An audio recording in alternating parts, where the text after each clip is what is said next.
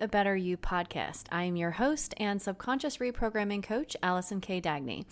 I am a best-selling author of the memoir, When Tears Leave Scars, and my goal is to help you recover from emotional abuse. Now, after I escaped my abuser, I experienced a life-changing transformation, and in each and every episode here, I want to share something that I have learned with you so that you can make this transformation for yourself. Now, today we're going to talk about resistance to letting go, and I'm going to tell you the real reason that letting go feels so hard. That way, you will have a new awareness about yourself and what's happening inside you so you can take action and start breaking ties with whatever or whoever you're feeling attached to.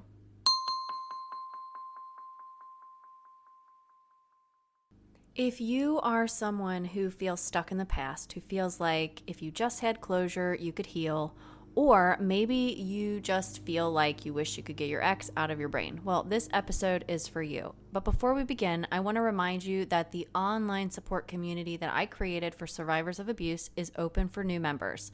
You can join for only $33 a month, and you can cancel anytime. You're going to get a deeper healing practice every single week, plus 2 60-minute live coaching calls from me. So if you're feeling committed to yourself to start healing and you don't really know where to start, the Radiate and Rise community is a great place to begin. All right, so the first thing I want to tell you is that I have helped countless women with the exact topic that we're exploring today, and I'm here to help you too. Many of my clients have come to work with me simply because they couldn't let go of their ex or the pain of the past, or they couldn't get the painful thoughts out of their brains. The one thing I know is that most of them didn't even want to be with their exes anymore due to extensive traumas that they were put through and the abuse. So even saying letting go felt icky because it's almost like not even the right phrasing to use because it implies that you're holding on. Now, most of these women did not want to be holding on to these abusers, nor did they want anything to do with them. So why were they having such a hard time letting go? First, let's talk about some consequences to holding on. Now, when people are struggling to let go of a person or the past, they often engage in certain behaviors that might reflect the difficulty that they're having in moving forward. And these behaviors can really vary in different kinds of intensities and different impacts that they'll have on them, but they usually share one common underlying theme, which is unresolved emotions. There can also be things like fear and codependency and things like that are driving that. But let's talk about some of the behaviors that happen when you have trouble letting go. So ruminating and overthinking definitely is one, right? Replaying the past events in your mind, trying to make sense of what happened, or imagining how things could have been different. And rumination really just leads to all kinds of negative feelings like guilt or regret or longing, and ultimately really just keeps you trapped in a cycle of thinking things you don't want to be thinking about. Now, the other thing that there's many behaviors, but another thing that I've noticed is people who have trouble letting go might reach out or check in with the person, like texting, calling, checking on social media, things like that, which is really just a way for them to try to stay connected, but will make it hard to let go. Idealizing the past, right? Like thinking about only the good times or ignoring or minimizing the abuse or the negative aspects that they went through is really just like selective memory, which creates a distorted view of the past, and that sometimes makes it harder to let go. Avoiding new relationships or new opportunities, because if you believe that no one or nothing can compare to what you lost, obviously you're going to be staying stuck there. Seeking closure or answers. This is a tough one because you may repeatedly ask why things ended or what you could have done differently, or looking for signs that the person might still care about you. And again, these things are just going to keep you tied and make it more difficult to let go. Holding on to physical reminders is another one, like clinging to these like mementos or something that reminds you of the person, like gifts or photos or personal belongings, right? Because that is a way to keep you emotionally connected. And for a lot of people, these serve as just kind of these tangible things like or links to the memories or the emotions, again, making it hard to move on. Engaging in self-blame or self-criticism, right? This is another behavior that stems from not being able to let go, where you might internalize the end of a relationship or a past event as like a personal failure, like you are to blame. So you might blame yourself for what happened and believe that if you did something differently, then maybe things would have turned out better. And so self-blame like this just reinforces negative self-perceptions and keeps you hanging on and prevents that healing. This kind of goes into the same vein as rumination, but like replaying conversations. So people will often like go over in their heads and trying to pick apart every single word or the tone or what they did and their behaviors in the moments and like look for hidden meanings or like maybe something that they missed. And often what this does is it creates this like obsessive thinking and prevents you from focusing on the present moment.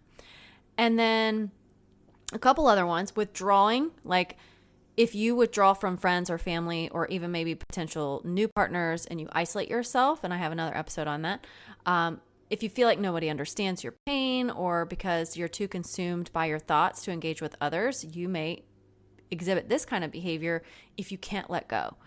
And then the last one is a very common one too, is trying to recreate the past. So some people might try to recreate past experiences or relationships by trying to reconnect with the person, right? The person that they can't let go of, or by seeking out a new relationship that would mirror the old one. So looking for similarities in partners and things like that. And this is often an unconscious attempt to resolve unresolved emotions from the past. So just be aware of these things because these behaviors really are just coming from fear of loss or abandonment or being alone, as well as maybe like a need for control over what feels like an uncontrollable situation. So these kinds of behaviors are very, very common, but the reason these things don't work is going to be really evident when I tell you what the real reason is that letting go feels so hard.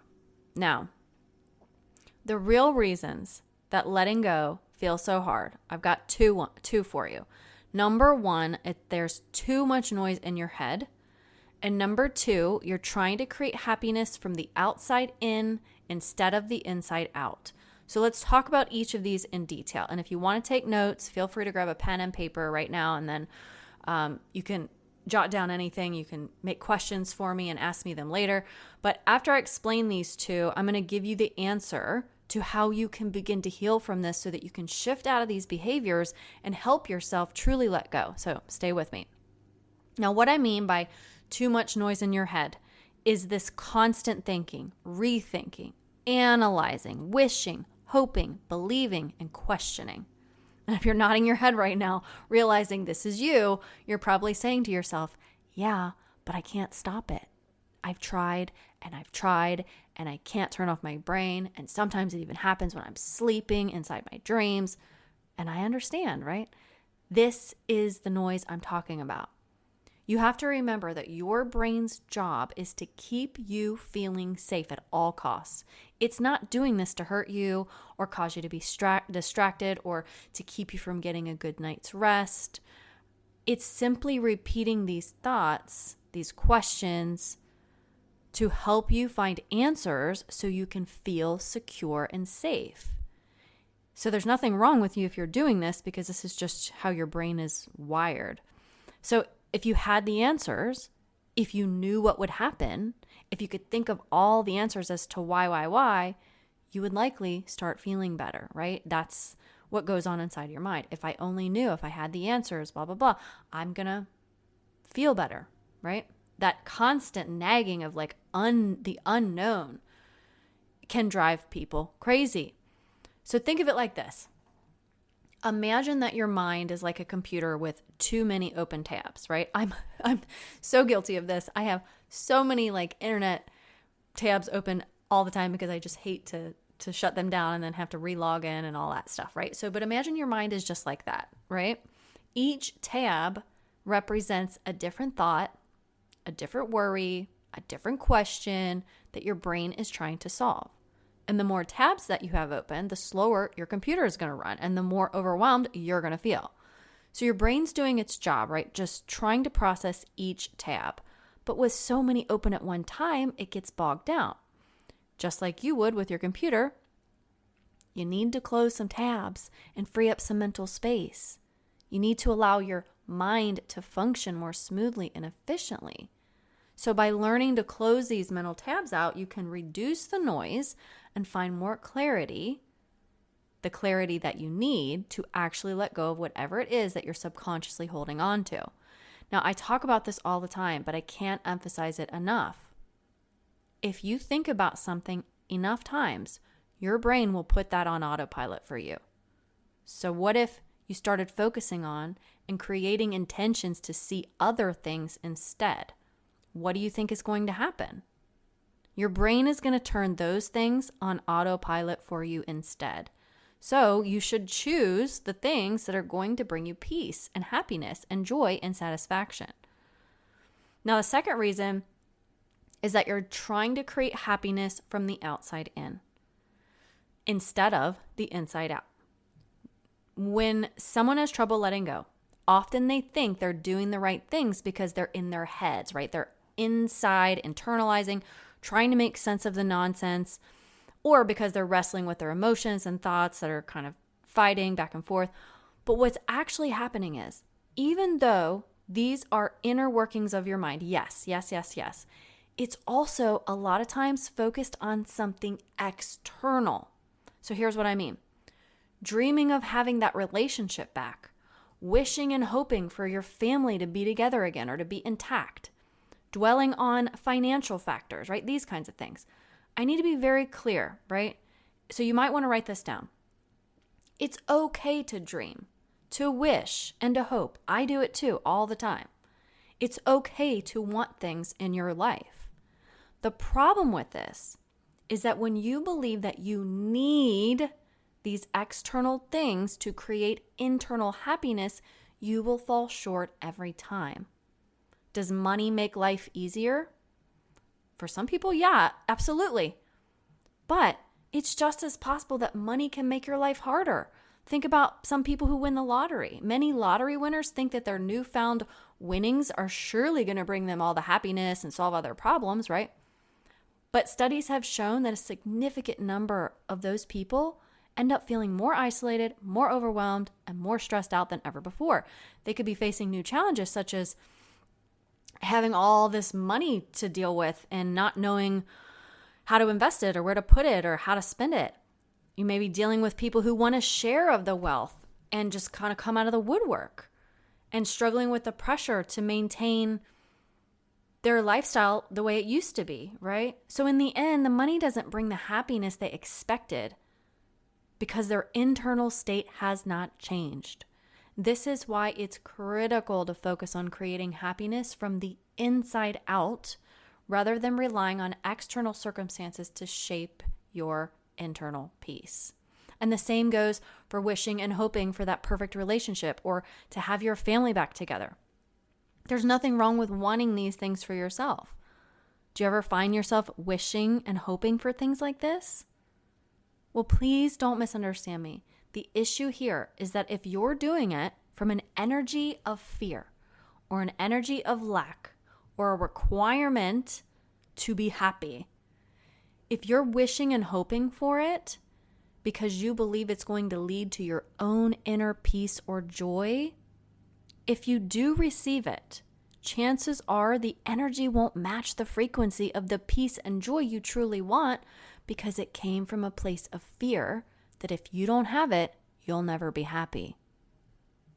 Now, imagine you're trying to build a house on really unstable ground, sandy foundation, just not stable, right? You can have the perfect blueprint and all the most beautiful materials. But if that foundation isn't stable, the house is going to be at constant risk of collapsing. So this is similar to when you're wishing and hoping for that perfect relationship or to have your family back. But when you're doing it from a place of fear or lack, you're building your happiness on unstable ground. So even if you manage to build the house, it won't feel secure or bring you the peace that you desire because it's standing on an uncertain foundation of sand. So for true inner peace and joy, you need to first ensure that your foundation, your inner self, is solid and secure. So whatever you build upon is going to stand strong and bring you lasting fulfillment, lasting peace, lasting joy, lasting happiness. Healing from this kind of thing, right, and letting go often involves working through the emotions that are tied to the past, practicing self-compassion, which I talk about all the time, and gradually shifting focus from what was lost to what can be gained in the present and the future. Would you want to do this if you could? Well, here's how you can help yourself practically. Find solitude, okay? I'm not talking about being in isolation or lonely, right? And yes, it's true. Solitude, by definition, means being alone. But solitude can be extremely healing if you're using it in the right way. Why is this important? Because you'll be practicing reducing the noise inside your mind, and you'll be reflecting on cultivating peace inside yourself without the need for these external factors to do that for you. Solitude doesn't have to be long-lasting either, right? So if you're freaking out, please don't. You can be in solitude for 10 minutes.